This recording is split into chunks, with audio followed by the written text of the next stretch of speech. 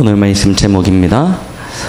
미가서의 저자인 미가의 이름의 뜻이 주와 같은 이가 어디에 있으리까라고 지난주에 말씀드렸습니다. 오늘 미가가 미가서를 마지막으로 정리하면서 이와 같은 믿음의 고백을 합니다. 주와 같은 신이 어디에 있으리까? 우리가 섬기는 하나님, 우리가 믿는 하나님이 누구인지 정확히 알 때 우리의 신앙이 반석 위에 견고히 서게 될 줄 믿습니다. 대부분은 우리가 하나님을 믿는다라고 얘기를 하는데 도대체 내가 믿는 하나님이 누구이고 그 하나님이 어떤 하나님이신지를 정확히 알지 못하고 그냥 믿는다라고 얘기합니다. 그러니까요, 우리의 믿음이 명확하고 분명하지 않다 보니 우리의 현장 속에서 만나는 사람들에게 예수 그리스도 이 복음에 대한 사실들을 명확하고 분명하게 전달치 못하게 되는 것 같습니다. 시편 18편에 보면 시편의 기자였던 다윗은 이렇게 고백을 합니다. 나의 힘이 되신 여호와여, 내가 주님을 의지합니다. 그 하나님을 뭐라고 표현하냐면 나의 반석이시오, 나의 요새시오, 나를 건지시는 이시오, 나의 하나님 되시며 피할 바위가 되시고 나의 방패가 되시고 구원의 뿔이 되시며 나의 산성이 되십니다 라고 고백을 합니다. 우리의 안에 하나님께 대한 어떤 믿음의 고백이 존재하고 있습니까? 나는 내 입술에서 어떻게 하나님을 고백하고 있습니까? 우리가 워낙 많이 듣는 대로 하나님 하면 딱 떠오르는 생각이 주는 그리스도시요 살아계신 하나님의 아들이십니다. 이거 하나밖에 안 떠올라요. 그래서 하나님에 대해서, 그리스도에 대해서 생각하라고 하면 딱 그거 마태복음 16장 16절밖에 안 떠오릅니다. 물론 틀렸다는 얘기가 아닙니다.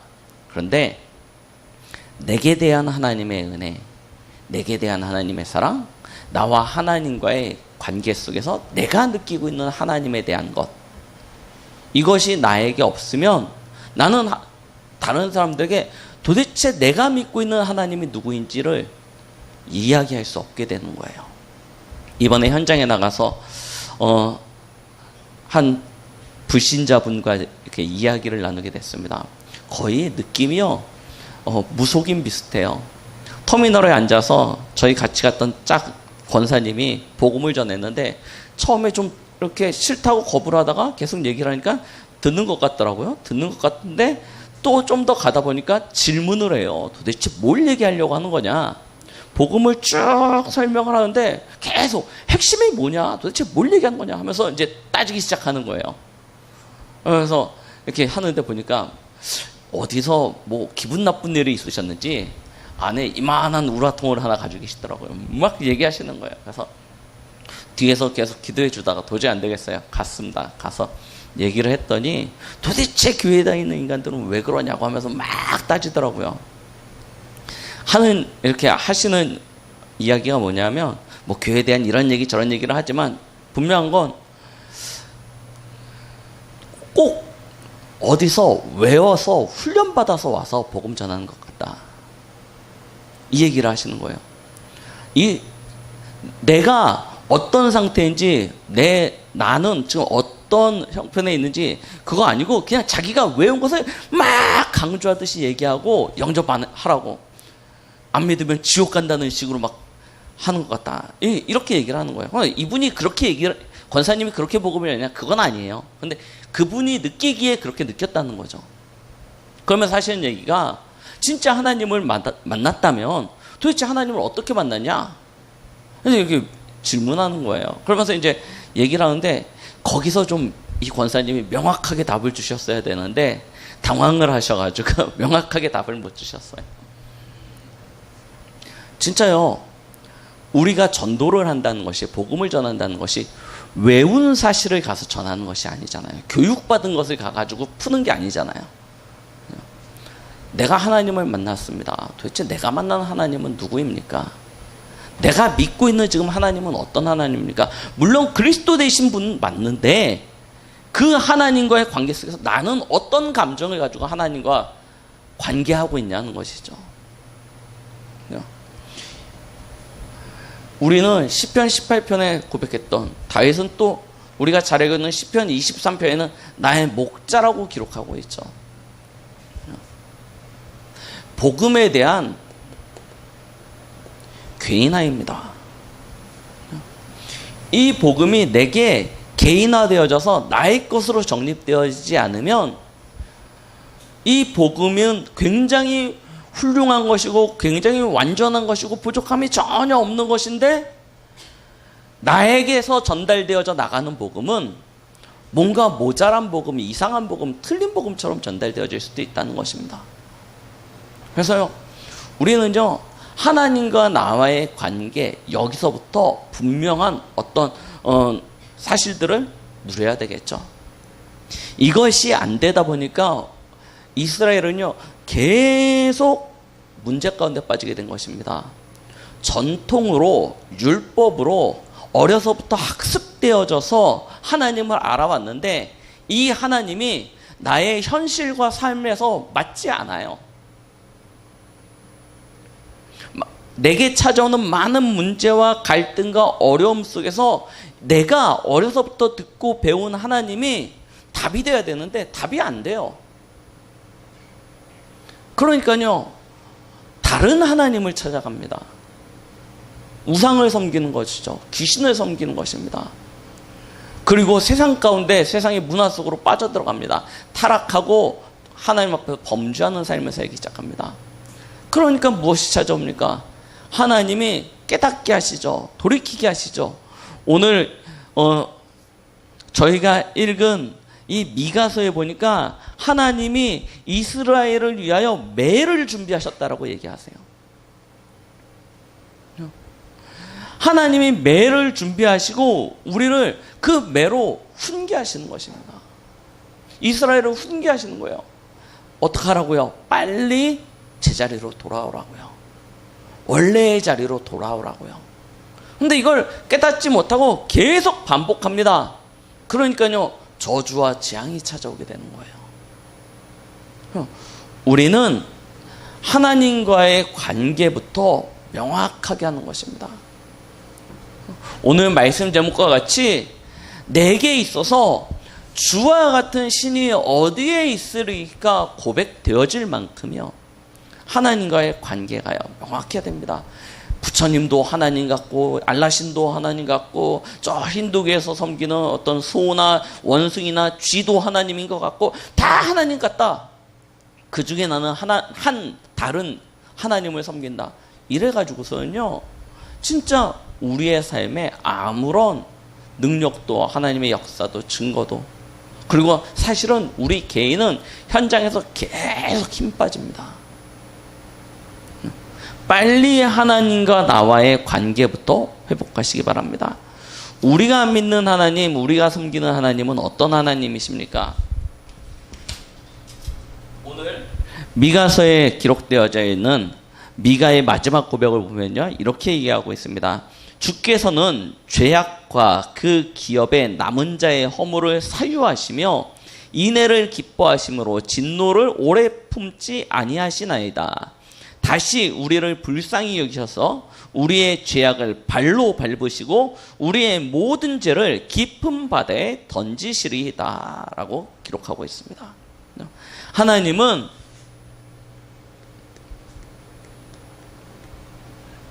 인애하신 하나님이십니다. 인자와 그 자비하심과 사랑이 끝이 없는, 담이 없으신 분이십니다. 그래서 우리는 여전히 죄악 가운데 행하지만 하나님께서는 우리의 죄악을 발로 밟으시고 우리의 죄를 깊은 바다에 던져버리시고 우리를 죄 없다라고 인정하실 수 있는 유일하신 하나님이십니다. 우리는 그 하나님을 섬기는 것입니다. 15절에 보니까 하나님께서 우리를 애굽에서 나오던 날과 같이라고 기록하고 있죠. 내가 애굽 땅에서 나오던 날과 같이 내가 내게 이적을 보이리라. 이스라엘은 언약 실패라는 한 가지 사실 때문에 애굽이라는 땅에 내려가서 노예 생활을 합니다. 언약 실패한 상태에서 세상 가운데 살다 보니요, 자기 중심 되어질 수밖에 없고요, 육신 중심이 되어질 수밖에 없고요, 성공 중심의 인생을 살 수밖에 없는 것입니다.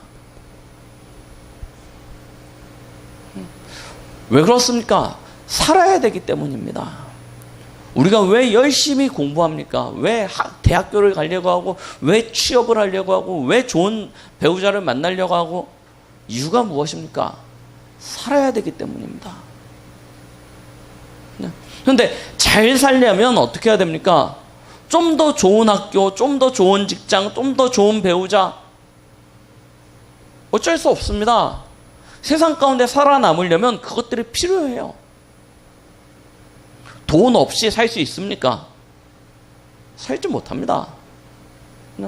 우리가 아무리 하나님의 은혜 가운데 살아도 돈이 하나도 없다. 그러면 어떻겠습니까? 이게 최소한의 생활이 보장된 상태에서, 맞죠? 좀 모자르다 괜찮은데요, 아예 없다 그러면요 너무 힘들어집니다.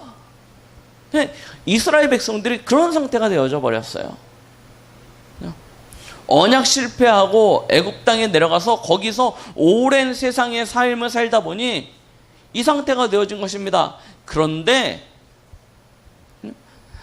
혈통이 달라요. 이방인이에요. 성공할 수가 없어요. 오히려 성공을 못하는 정도가 아니고 노예되어진 거예요. 그러니요, 그 한계를 극복하기 위하여 빠질 수밖에 없다니까요. 우상숭배요.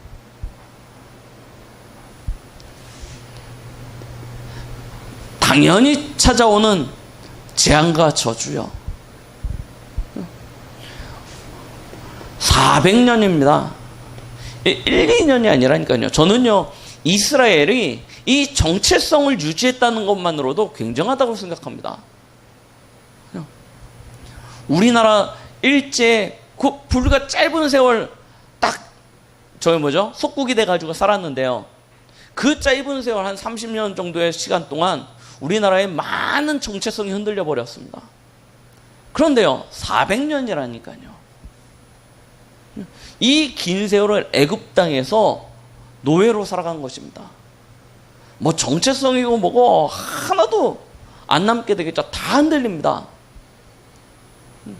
애국화 되어질 수밖에 없는 상태인 것이죠. 자, 그때 하나님께서 누구를 준비하셨습니까?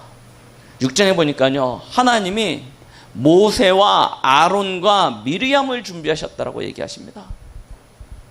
이 모세를 통해서 답을 주시는데요, 그 답이 출애굽기 3장 18절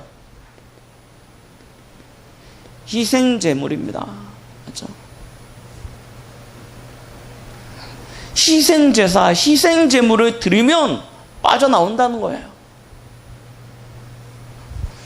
사람의, 이스라엘의 그 많은 수고와 노력과 열심히 해결되어지지 못했던 이 저주와 재앙, 실패의 문제를 어이없지만 너무나 말도 안 되고 너무나 비과학적이고 비논리적인데 희생제물 드리면 회복되어진다는 거예요. 빠져나온다는 거예요. 그래서요, 이 희생제물을 드렸습니다. 말씀하신 대로 문설주와 임방에 어린 양의 피를 발랐는데요, 어떻게 되어집니까? 출애굽의 역사가 일어나게 되는 것입니다.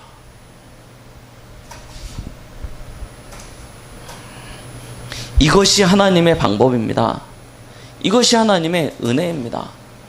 세상의 기준과 논리에 맞지 않지만 하나님께서 만드신 구원의 길이고, 이 구원의 길 안에서 우리의 모든 저주와 재앙, 우리의 하나님께서 하시는 그 진노가 그치게 되어져 있습니다. 미가서 5장 2절에요.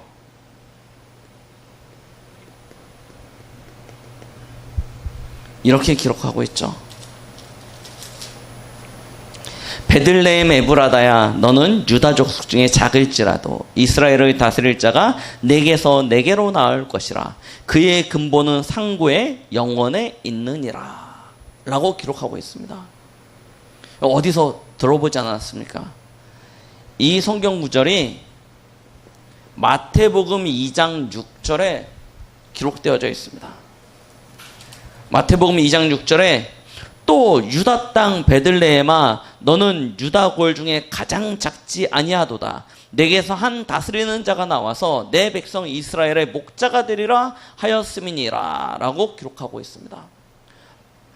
누구를 이야기하는 것입니까? 하나님께서 우리에게 예표하신 희생제물 피, 이것은 한 사람, 한 인물에 대하여 나타내고 있는 것입니다. 그분이 누구냐? 바로 예수 그리스도시죠.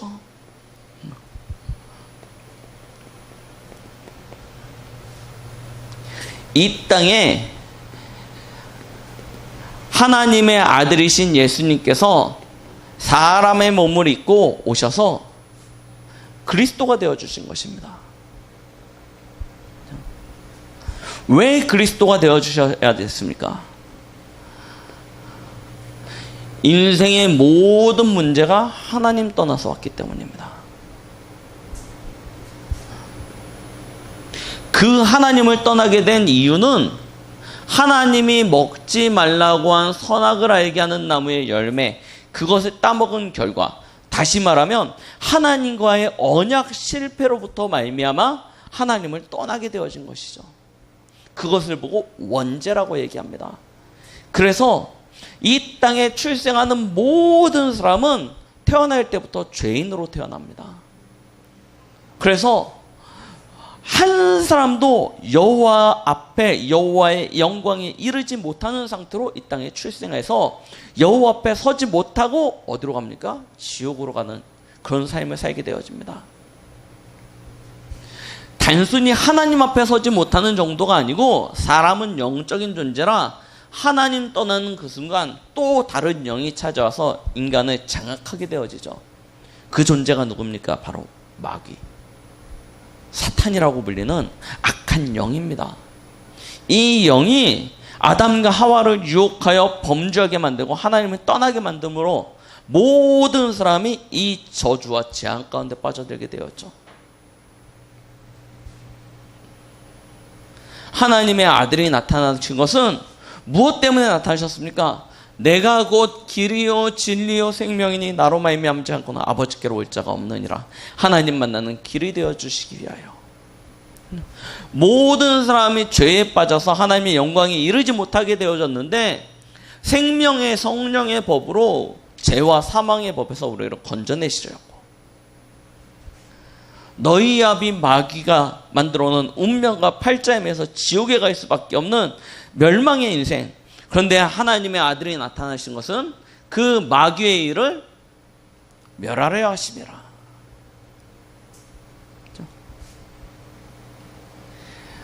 예수님이 이 땅에 사람의 몸을 입고 오셔서 십자가에 죽으시고 부활하심으로 우리 인생의 모든 문제를 끝내버리신 것입니다. 모든 문제 해결입니다. 단 1%의 어떤 불가능한 문제가 남아있지 않습니다. 예수 그리스도 안에서 모든 문제 끝입니다. 사람의 힘으로, 과학의 능력으로, 세상의 기술로 행하지 이루지 못하는 그 어떤 문제도 예수 그리스도의 이름 앞에서 해결되어질 수 있습니다. 그 이름의 권세를 믿고 의지하고 그 권세에 기대어 하나님을 바라보는 자에게 하나님께서 역사하십니다. 그래서 교회 안에선 과학적으로 어떤 세상의 이론이나 학문적으로 설명할 수 없는 많은 기적과 역사들이 나타나고 있는 것입니다. 그것이 거짓말이거나 눈속임이냐? 그렇지 않습니다. 안진뱅이도 일어나고 귀신 들린 자도 나음을 받고 소경도 안 못 보는 자들도 다 고침을 받을 수 있는 이유가 여기에 있습니다. 하나님은 하실 수 있습니다. 모든 문제 해결자이시기 때문입니다. 우리는 그 하나님, 그 예수 그리스도를 믿음으로 말미암아 영생을 얻게 되어지는 것이죠.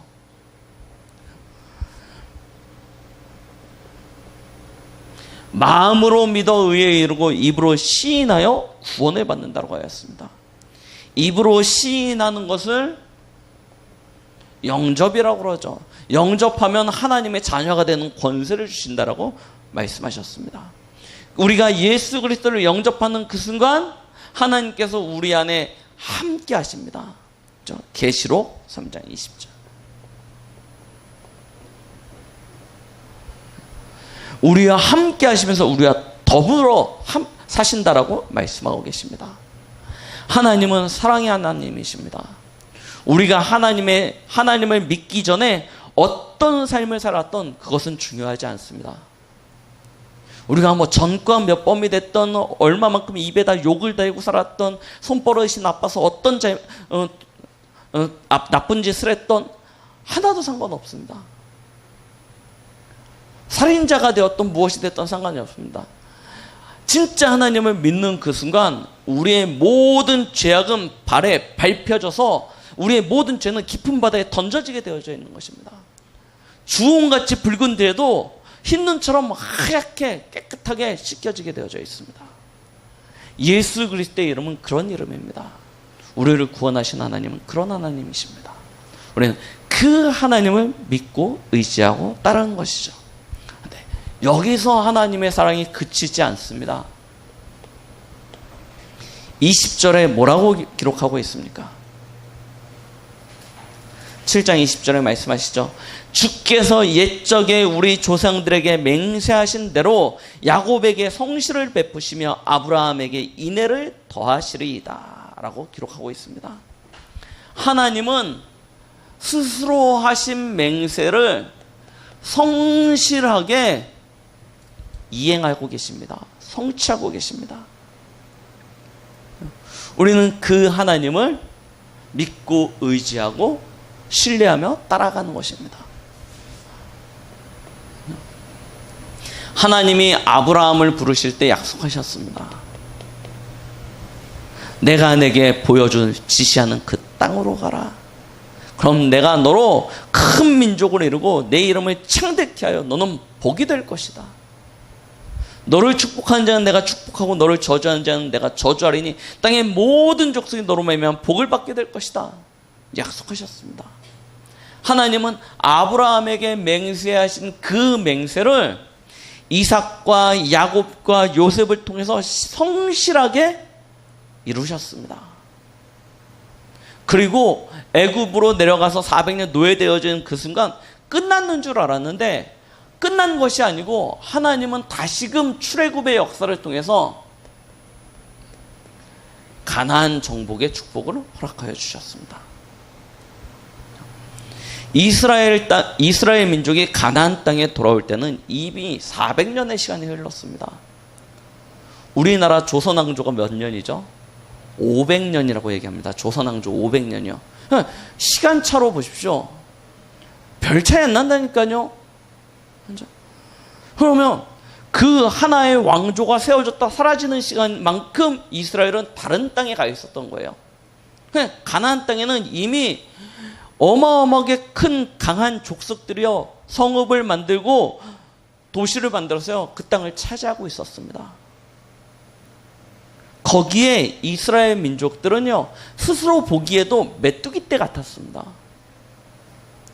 저들은 크고 강하고 우리는 메뚜기 떼 같고 이길 수 없다. 이게 굉장히 사실적인 논의라니까요. 그런 상태입니다.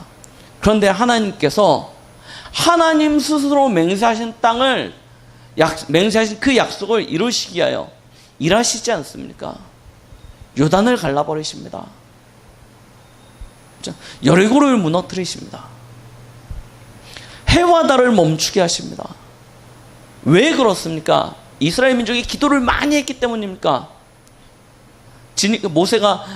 여호사가 기도를 많이 해서 그럼 여호사의 믿음으로 말미암아 해와 달이 멈췄습니까? 아닙니다. 하나님이 맹세하셨기 때문에 하나님이 행하시는 것입니다. 우리를 향하신 하나님의 사랑, 우리를 향하신 하나님의 언약적 축복이 그런 것입니다. 내 믿음의 여부? 그것이 중요한 것이 아니라니까요. 더 중요한 것은 하나님은 선포하신 그 말씀, 맹세하신 그 약속을 성취하고 계신다는 것입니다. 우리의 믿음의 내용은 그것을 믿는 것입니다. 어떻게 하나님께서 우리에게 축복하고 계십니까? 우리 지난주 강단에서 말씀하셨습니다. 우리는 하나님의 영과 함께하는 신령한 자가 되었다. 예수 그리스도를 영접하는 그 순간 하나님이 우리와 영으로 함께하고 계십니다. 너희가 하나님의 성전인 것과 하나님의 성령이 너희 안에 거하심을 알지 못하느냐. 그 하나님께서 요한복음 14장 26절 27절 말씀에 우리에게 하나님이 말씀하신, 그리스도께서 말씀하신 그 복음의 언약의 내용을 생각나도록 가르치시고 인도하시고 깨닫게 하시겠다고 약속하고 계십니다. 그리고 그 이름으로 기도하면 뭐든지 다 이루시겠다라고 약속하시는 것이죠.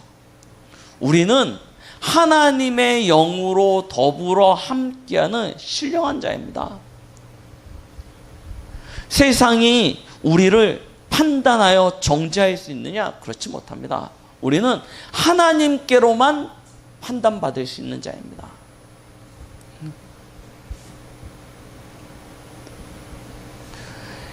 우리는 이처럼 신령한 자가 되었기에 우리의 인생은 신령한 복으로 살아가는 존재입니다. 그렇다니까요. 창세기 1장 27절 하나님의 형상이 가진 복을 하나님께서 우리에게 주셨습니다. 그 복으로 세상을 다스리고 정복하고 충만케 하는 것입니다.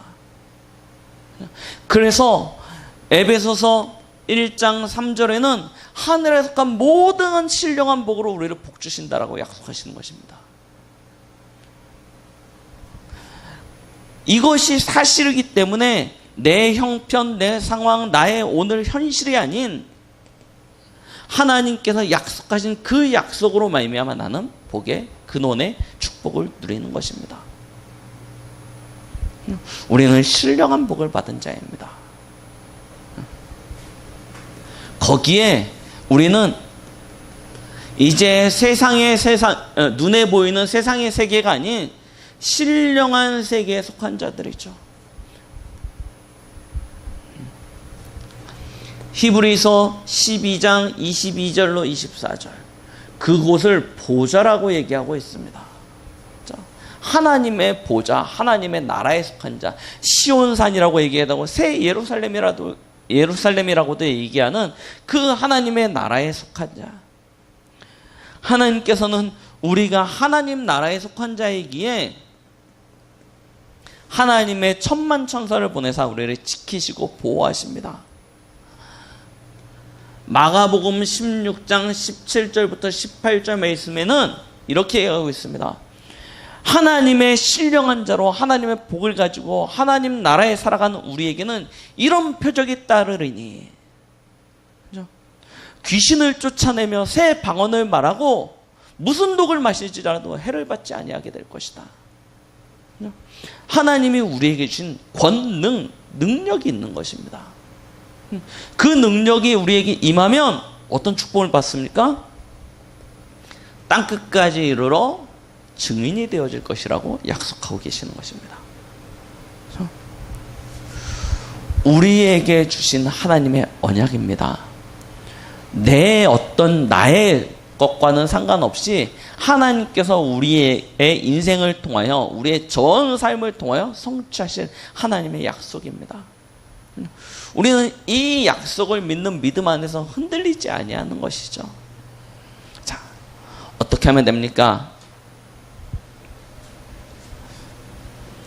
빨리 이스라엘의 교훈을 보면서요, 성경의 교훈을 보면서요, 우리의 삶을 하나님 앞에 서면 되는 것입니다.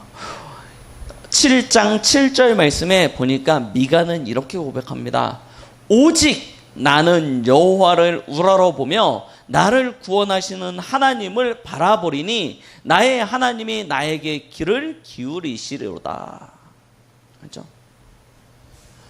우리는요, 하나님께서 우리의 인생을 회복하실 것들을 기대하면서 오직의 축복을 누리는 것입니다. 8절에 보니까 그 하나님은 어떤 하나님이십니까? 나의 빛이 되실 것이라고 이야기하고 계십니다. 인생이 깜깜합니까? 어둠 가운데 있습니까? 혼돈 가운데 있습니까? 염려하지 마십시오. 내 안에 계신 하나님께서 나를 인도하사 광명으로 이끄실 것이라고 약속하고 계십니다. 나를 대적하는 이, 나를 괴롭히고 나를 핍박하고 나를 조롱하는 이가 있습니까? 염려하지 마시라니까요. 9절에는 뭐라고 얘기하고 있냐면 그들에게 하나님께서 재앙을 내리실 것이라고 얘기하고 계십니다. 나의 대적자들에게 하나님께서 재앙을 내리실 10절에 이거예요.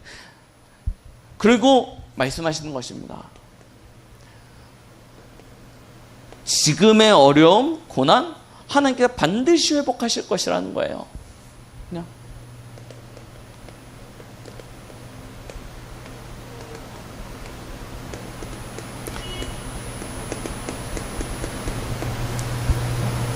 뭐라고 얘기하십니까? 내 성벽을 건축하는 날, 곧 그날에는 지경이 넓혀질 것이라. 그날에는 아수르에서 애굽 성읍들에게까지, 애굽에서 강까지, 이 바다에서 저 바다까지, 이 산에서 저 산까지의 사람들이 내게로 돌아올 것이다. 황폐되어져서 아무것도 남지 않을 것인데 어느 날 다시 돌아오게 되어져서 성읍이 재건되어질 것이고, 그날이 되어지면 열방이 만민이 너희 앞으로 나오게 될 것이라는 것입니다. 언제요? 오직의 축복입니다. 오직을 아는 자, 오직을 누리는 자에게 주시는 하나님의 축복입니다. 그래서 우리는 한 주간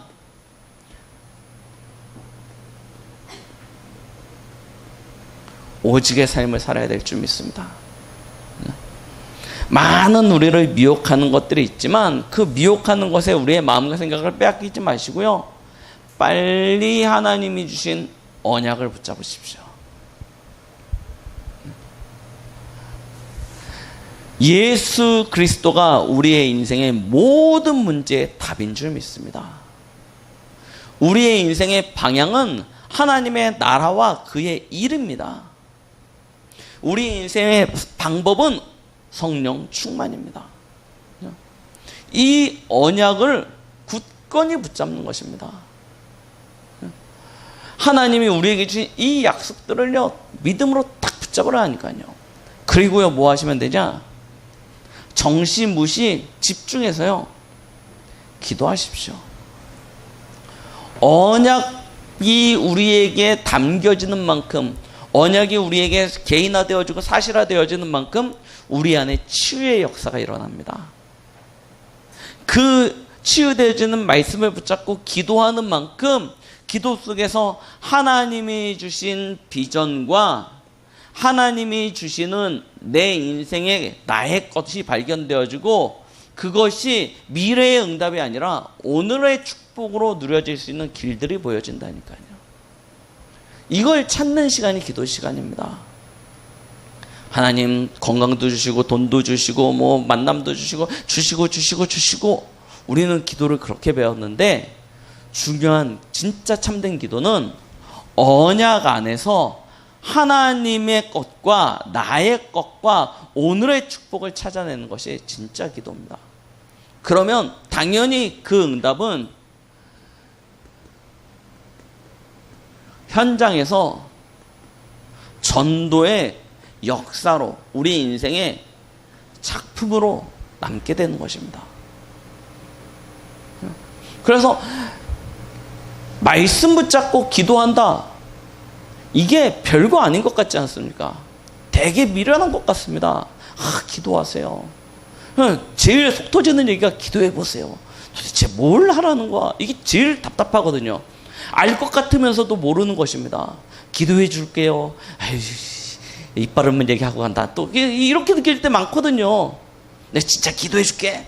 기도할까 안 할까 의심되어지고 뭔 일이 있을지 별 도움 안 되는 것 같고 그렇지 않다니까요. 기도가 굉장히 중요한 비밀입니다. 기도할 때 모든 것이 보여진다니까요. 하나님의 것, 나의 것, 그리고 오늘입니다. 기도할 때 찾아집니다. 이것으로 우리는요, 우리의 삶을 하루하루 엮어가는 것입니다. 그러면